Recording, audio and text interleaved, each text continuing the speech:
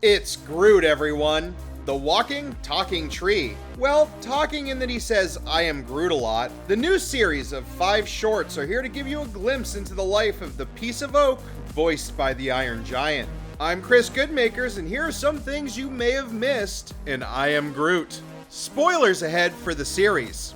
So when exactly does I Am Groot take place? Well, the very first short does help us set up a timeline. Groot is still chilling out in his pot when we first see him. This is where he was at the end of the inaugural film for the Guardians of the Galaxy. At the beginning of Volume 2, Groot has shed his confines and is dancing around adorably. He apparently lost the Potter in a battle of wits with a bonsai tree that's also filled with goop, ? Groot 1, Goop Tree 0. However, this is the only short that takes place before Volume 2. How can I tell? Easy, because of Benatar.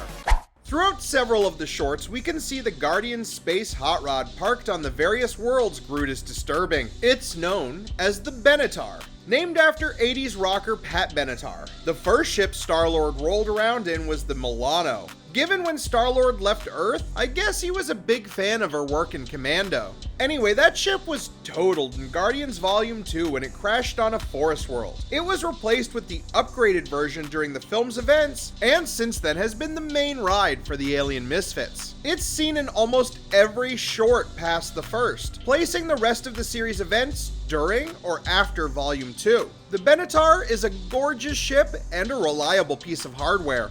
It was super nice of Thor to give it to Peter. What a lasting token of their friendship. I Am Groot, like everything Marvel does, is actually based on an existing comic. I Am Groot was a short-run series written by Christopher Hastings. The series isn't a direct adaptation, but it does have several elements of its comic origin. The comic series followed Groot as he was stranded on an alien world. It doesn't look like he's stranded in the show, as his ship is seen safely parked several times. However, fucking with local wildlife is a theme in both. The show also takes the title font and end credits title card from the work in the comic. Surely Marvel paid an appropriate and generous sum to artist Flaviano Armentero. They would never take advantage of the hard work and creativity of an artist to line their already overflowing pockets. That wouldn't be very super heroic, would it, Marvel? The first short is the only one to take place before Guardians Volume 2, and there's a hint in its setting. Besides taking place on the Milano and showing Groot still in a pot, we can also catch a quick glimpse of a familiar piece of space fruit. Next to Groot is the strange fruit that is the source of so much bickering in Volume 2. Nebula did get to take the first bite from the alien pair. Unfortunately, it's not ripe. It must take a while to be ready. It's like an unearthly mango. How about some non-MCU film references?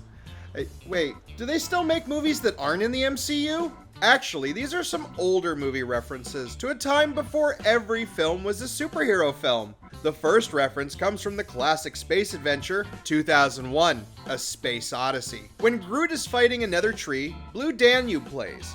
It's the same piece of classical music from the zero gravity scenes in the groundbreaking film. A legally distinct riff on the 2001 theme also plays when Groot uses his newfound legs. Now, let's hope he doesn't use them to bludgeon a tapir. Another classic movie reference, this one to a property that Disney now actually owns. Don't worry though, soon they'll own it all, even you. In the third short, Groot is on board the Ravager ship. He hears some strange noises and goes to investigate. In a nod to the classic Xenomorph featuring series, he finds ominous puddles of goop. The aliens of the former Fox franchise also like to leave their nasty slime everywhere. It's not their fault that they all drool like an overexcited Saint Bernard. Groot blows the mysterious visitor out of the airlock, a fate common amongst the headed monsters. The alien Groot meets is also a reference to another James Cameron film. Its clear and almost water-like body quickly shifts to copy the appearance of the child-sized sapling. It's very similar to the water tentacle from James Cameron's film, The Abyss. Both invade an isolated vehicle while the crew are sleeping. The alien in The Abyss was presumably more benign than the one in I Am Groot, but who knows? Groot didn't exactly ask any questions before jettisoning it into space. It really seemed like it just wanted to dance. I Am Groot didn't really live up to the quality of Guardians of the Galaxy. The shorts were quick, but devoid of any meaning or even themes. Most shorts seem to revolve around Groot fulfilling his own selfish desires at the expense of the animals and people around him. I guess it's supposed to be cute, but I just feel bad for that rainbow squirrel.